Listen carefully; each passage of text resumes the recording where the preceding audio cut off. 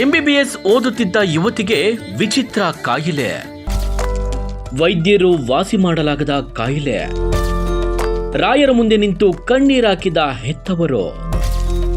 ಯುವತಿಯ ಬಾಳಲ್ಲಿ ರಾಯರ ಪವಾಡ. ನಿಜವಾಗ್ಲೂ ರಾಯರು ಇದ್ದಾರಾ? ಈ ಸ್ಟೋರಿ ನೋಡಿ.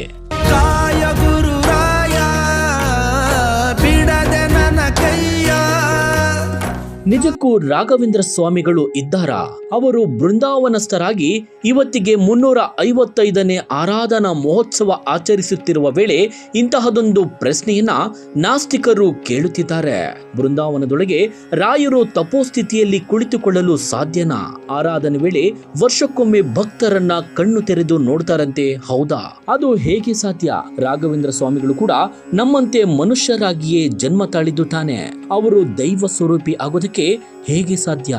ವಿಜ್ಞಾನ ವೈದ್ಯಕೀಯ ಲೋಕ ಇಷ್ಟೊಂದು ಮುಂದುವರೆದಿದ್ರು ಇಂತಹ ಪವಾಡಗಳು ನಡೆಯಲು ಹೇಗೆ ಸಾಧ್ಯ? ಹೀಗೆ ಪ್ರಶ್ನೆ ಮಾಡುವವರು ಈ ವಿಡಿಯೋವನ್ನ ನೋಡಲೇಬೇಕು. ಏಕೆಂದ್ರೆ ನಿಮಗೆ ಸಾಕ್ಷಾತ್ ರಾಘವೇಂದ್ರ ಸ್ವಾಮಿಗಳು ಈ ವಿಡಿಯೋದಲ್ಲಿ ದರ್ಶನ ನೀಡ್ತಾರೆ. ನಿಮ್ಮ ಅಂಧಕಾರವನ್ನ ತೊರೆದು ಭಕ್ತಿಯಿಂದ ಒಮ್ಮೆ ರಾಯರಿದ್ದಾರೆ ಅಂತ ಹೇಳಿ ನೋಡಿ. ನಿಮಗೆ ಗೊತ್ತಿಲ್ಲದೆ ನಿಮ್ಮ ಕಣ್ಣಲ್ಲಿ ಆನಂದ ಬಾಷ್ಪ ಸುರಿಯುತ್ತೆ. ಇಷ್ಟಕ್ಕೂ ಅಂತಹದು ರಾಯರು ಮಾಡಿದ ಪವಾಡ ಏನು ಅಂತೀರಾ? ಈ ವಿಡಿಯೋದಲ್ಲಿ ತೋರಿಸ್ತಾ ಹೋಗ್ತೀವಿ ನೋಡಿ.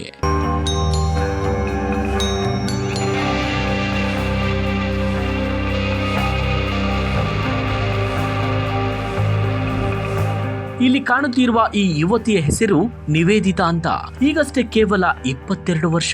ಮೂಲತಃ ಹಾವೇರಿ ತಾಲೂಕಿನ ನೆಗರಳೂರು ಗ್ರಾಮದ ನಿವಾಸಿ. ಈ ಯುವತಿ ತಾನು ಓದಿ ಡಾಕ್ಟರ್ ಆಗಬೇಕು ಎನ್ನುವ ದೊಡ್ಡ ಕನಸಿನೊಂದಿಗೆ ಎಂಬಿಬಿಎಸ್ ವಿದ್ಯಾಭ್ಯಾಸ ಪ್ರಾರಂಭ ಮಾಡ್ತಾಳೆ. ಆದ್ರೆ ಇದ್ದಕ್ಕಿದ್ದಂತೆ ಅದೇನಾಯಿತು ಏನೋ ಗೊತ್ತಿಲ್ಲ. ಇಡೀ ವೈದ್ಯಕೀಯ ಲೋಕಕ್ಕೆ ಸವಾಲಾಗುವಂತಹ ನಿಗೂಢ ಕಾಯಿಲೆ ಈ ಯುವತಿಗೆ ಆವರಿಸುತ್ತೆ. ಜಿಂಕೆಯಂತೆ ಜಿಗಿಯುತ್ತಾ ಉತ್ಸಾಹದಿಂದ ಓಡಾಡುತ್ತಿದ್ದ ಈಕೆಗೆ ಇದ್ದಕ್ಕಿದ್ದಂತೆ ಕೈಕಾಲುಗಳು ಸ್ವಾಧೀನ ಕಳೆದುಕೊಳ್ಳುತ್ತೆ. ನಡೆಯಲಾಗದೆ ನೆಲದ ಮೇಲೆ ತೆವಳುತ್ತಾಳೆ. ವೀಲ್ ಚೇರ್ ಮೇಲೆ ಓಡಾಡುವ ಸ್ಥಿತಿ ಬರುತ್ತೆ. ಹೆತ್ತವರು ಕಂಗಾಲಾಗಿ ಕಣ್ಣೀರಾಗ್ತಾರೆ.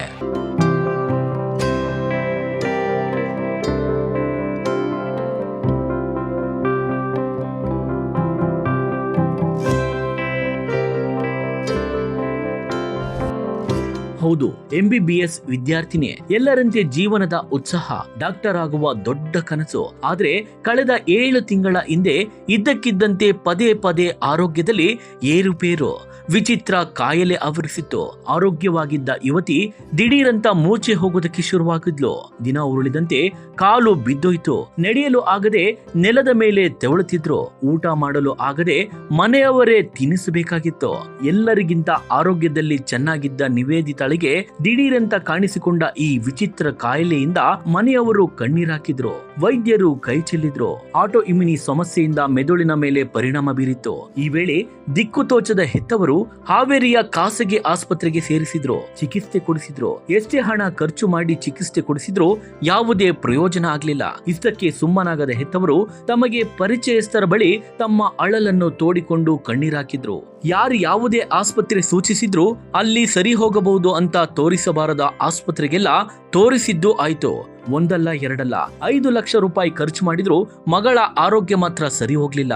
ವೈದ್ಯ ಆಗುವ ಕನಸು ಕಂಡಿದ್ದ ಮಗಳು ಇಷ್ಟು ಚಿಕ್ಕ ವಯಸ್ಸಿಗೆ ಹಾಸಿಗೆ ಹಿಡಿದ್ಲಲ್ಲ ಅಂತ ಹೆತ್ತವರು ಕಣ್ಣೀರಾಗ್ತಿದ್ರು. ಯಾವಾಗ ವೈದ್ಯರು ಕೈ ಚೆಲ್ಲಿದ್ರು ಆಗ ಹೆತ್ತವರು ಕಂಡ ದೇವರಿಗೆ ಹರಕೆ ಹೊತ್ತಿಕೊಳ್ಳಲು ಶುರು ಮಾಡಿದ್ರು.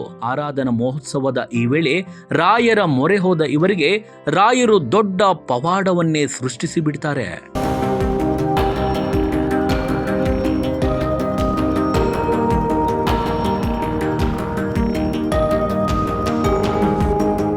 ಸರಿಹೊತ್ತಿ ರಾಯರ ಮಠಕ್ಕೆ ಬಂದು ಹೆತ್ತವರು ಮಗಳ ಸ್ಥಿತಿಯನ್ನ ವಿವರಿಸ್ತಾರೆ.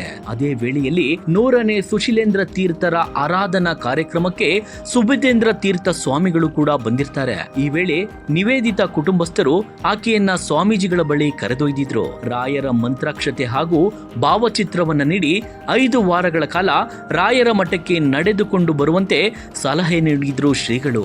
ಅದಾಗಲೇ 3 ವಾರಕ್ಕೆ ಮಗಳು ನಿವೇದಿತಾ ನಡೆದುಕೊಂಡು ಬರಲು ಆರಂಭಿಸಿದ್ರು. ಪ್ರಾರಂಭಿಸಿ ಬಿಟ್ಟಿದ್ಲು. ಹೆತ್ತವರ ಕಣ್ಣಲ್ಲಿ ಆನಂದ ಬಾಷ್ಪ. ಈ ವಿಷಯವನ್ನ ರಾಯರ ಮಠದಿಂದಲೇ ಸುಬುಧೇಂದ್ರ ತೀರ್ಥರಿಗೆ ಕರೆ ಮಾಡಿ ತಿಳಿಸಿದ್ದಾರೆ. ಶ್ರೀಗಳು ಮಂತ್ರಾಲಯಕ್ಕೆ ಬನ್ನಿ, ರಾಯರು ನಿಮಗೆ ಒಳ್ಳೆಯದು ಮಾಡ್ತಾರೆ ಎಂದಿದ್ದಾರೆ. ಈಗ ಹೇಳಿ, ವೈದ್ಯರು ಕೈ ಚೆಲ್ಲಿದ್ರು, ಆದ್ರೆ ರಾಯರನ್ನ ನಂಬಿ ಬಂದ ಇವರಿಗೆ ರಾಯರು ಕೈ ಹಿಡಿದ್ರು. ಇದೇ ಅಲ್ಲವೇ ರಾಯರ ಪವಾಡ?